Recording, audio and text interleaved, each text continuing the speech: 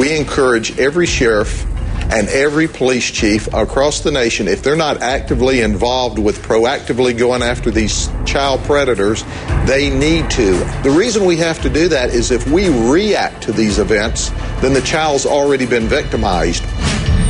That was Polk County, Florida Sheriff Grady Judd, who is going to be on Dr. Drew tonight right here on HLN. He spearheaded this massive sex sting operation that netted 22 suspects. And I do love what he says about being proactive.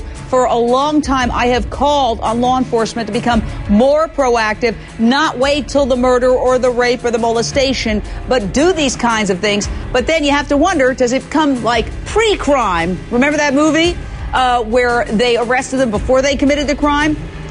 So we're going to talk about the constitutionality in a moment. But first, I want to go to Rodney, Minnesota. Your question or thoughts, sir? Well, first off, Dana, I commend you on your 16 years of sobriety. Thank you. I'm approaching 16 and a half years myself. Woo! Great. Number one question, my whole big issue is that if these pedophiles who are willing to go from many states away and be caught, law enforcement needs to just take affirmative action, lock them up, and throw away the key. This needs to be a nationwide problem taken care of. I absolutely agree. It's a nationwide problem, and it needs to be taken care of. There is another side that I want to discuss. If all this seems familiar, that's because it is. Now, just 6 weeks ago, 22 other allegedly sex-crazed predators were busted about 70 miles away in Sumner County. I talked to the sheriff in charge of that sting. Listen to this exchange. Sheriff, why did you decide to take this dramatic step and run a sting that seems to be really from the page book of Dateline NBC's To Catch a Predator? Well, Jane, we're just tired of it here in the state of Florida. We've got such a child predator problem within the state of Florida. All the sheriffs of Florida, we kind of band together.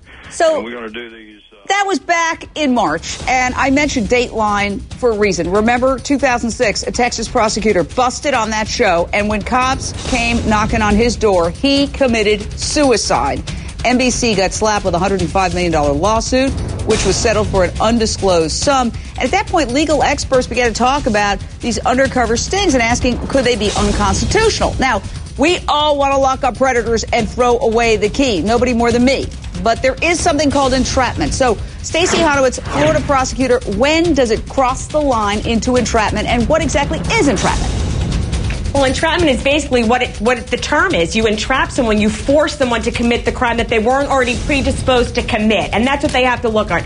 Is there a predisposition to commit this crime? Well, certainly if there's chats going on between the defendant or the perpetrator and the undercover detective who's posing as a child, then he's predisposed to commit the crime. I think what happened in that case was the national, the cameras were all over it. There was national attention. You don't have that in these stings. You don't have the cameras standing there when they're getting arrested. Well, but you don't have it on national television. I think there's a difference in why that guy maybe committed suicide. Well, wait a second. So, this yes, is national television, and we're showing this right now, but we're blurring the faces. During the sting operation, we are trying to be judicious as we cover this. And I got to say, anybody who is involved in this as a suspect who wants to come on, or their attorney, we invite them on. We want to be fair. We want to cover both sides. But presumably, these lives are going to be shattered, too. Come on. Yeah, absolutely. But if you remember on Dateline, Chris Hansen actually interviewed these people afterwards with the cameras in their faces. You don't have that here. Again, for entrapment, you need to see if there was a predisposition to commit the crime. And certainly if there's ongoing discussions about how to have sex with a child, where can we meet, where are we going to have this without the cops forcing or suggesting that you don't have an entrapment case. All right. That's what they're looking at. Daryl, Hawaii, your question, your thought, Daryl.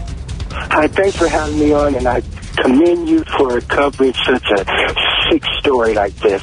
But anyway, when these guys are caught, it appears that they don't spend much time in jail. What is the problem with that? I mean, we need to protect our kids much more, and they need to give them much more of a harsher sentence. Because these guys are sick. They should not be in our public preying on our children. Sonia Osorio, 30 seconds. This is happening all over America. These guys caught but there are, again, they're just accused, but there are many others who are doing this as we speak. Yeah, you know, we have got to start, law enforcement has got to get serious and start enforcing the laws that we have on the books for patronizing. We see it all over the country. San Francisco, arrest rates for men are 1 compared to 20 women that they arrest for prostitution. And that's got to end. And the other thing we have to do is, our great challenge we have as a society is for all of us to start talking about this issue.